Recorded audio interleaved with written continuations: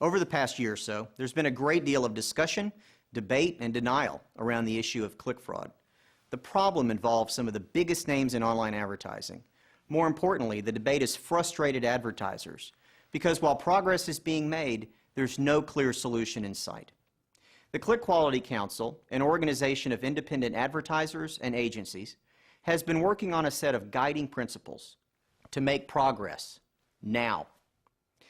With the input of the more than 4,000 members of the Click Fraud Network, the CQC has built a solid list of practical and relevant expectations for search providers. I'd like to share these principles with you now, echoed through the voices of the advertisers themselves. Advertisers should never pay for double clicks or repeat clicks from the same session. The problem with the repeat clicks is and the fact that they get to roll them in and we double pay. We definitely need some sort of billing system like a phone bill where you actually see each individual click, where the IP address is, so that way we can understand whether or not someone's doing click fraud or the behavior even just of the customers. I mean, if we had more information, then paying for the double click wouldn't be as bad.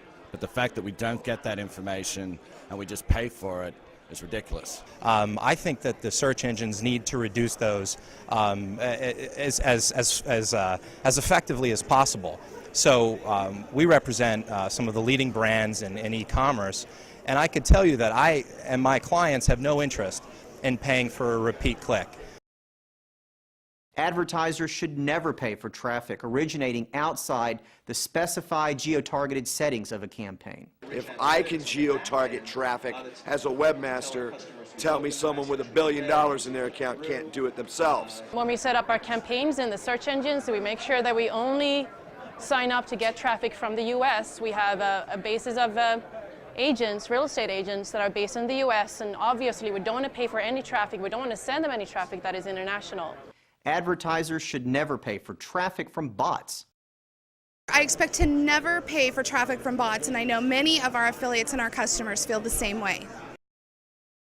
Advertisers should have control over where and when and to whom their ads are distributed. I think that that's a big problem right now. Mostly the return on investment is not able to be controlled because you don't know where the people are actually going with the clicks. If you know that you're targeting females or males and you're targeting a state or a region because that's where your business is, you should be able to do that. And what we're finding is that fraud is actually hurting these kinds of companies. You don't have the statistics, you don't have the control over where the ads are going, and I think it's a negative thing from the standpoint of click fraud. What we hear from our advertisers is that they're very interested in getting the highest level of control as well as the highest level of accuracy and reconciliation as possible within the search engines. They want to be able to control network, they want to be able to control pretty much every possible or every practical level for distribution of clicks, as well as have the kind of levels of reporting that allow for reconciliation at a fairly tight level. Search providers should embrace third parties as a necessary part of the ecosystem, just like it works in traditional media. Yeah, I think search providers should work with third parties because it's a credibility issue. If somebody you're paying for your paid clicks is also policing it, it may be suspect. There have to be more ways to police it, though the major search engines say they self-police it, but again, that's self-police and not kind of a third party keeping an eye on it. Search providers should provide detailed refer information on all traffic that is billed. All traffic should have a refer, otherwise it's the black box. Where did this visitor come from? How did they find my site? And especially if there's no conversion. If I'm getting conversion data from no refer, I'm fine with it. But most of the time when there's no refer, there's no conversion. So they need to provide, each click needs to have a reference as to where it came from and what they actually searched. Of course it should be exposed. The advertiser is paying for that click. That click is money out of their pocket going into the search engine's pockets, which is absolutely fair. However, the engines have to have more transparency. Domain and IP exclusion lists should be easy to use and to maintain. In particular, I met with a prospect, actually not even a client, the other day that manually had to delete 600 or set 600 sites in the exclusion for the content network on Google. It's very manual, very labor intensive, And I mean, I think that would be a really valid tool to have. Search providers should provide an easy mechanism to reconcile clicks on a monthly basis. If you're billed for a click, you should know where that click comes from.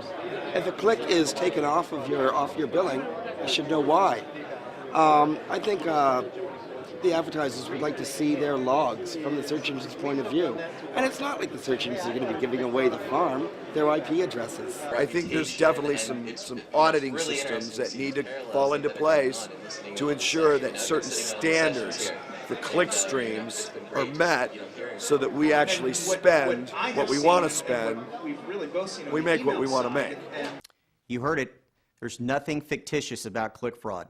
It's a real problem, and the time is right for search providers to step up to the plate. Those who listen most carefully to the voice of the advertisers will win the hearts of the advertisers. So, let's get to work. Let's work together to foster trust, clarify issues, and build standards. Let's work with urgency to impact the bottom lines of advertisers. And let's move forward, agreeing on these principles of click quality that will forever change the face of the discussion and enhance the growth of online advertising. I'd like to thank the members of both the Click Quality Council and the Click Fraud Network for so passionately helping to define these principles. Now, the ball is in the court of the search providers. I'm Tom Cuthbert. Let's get to work.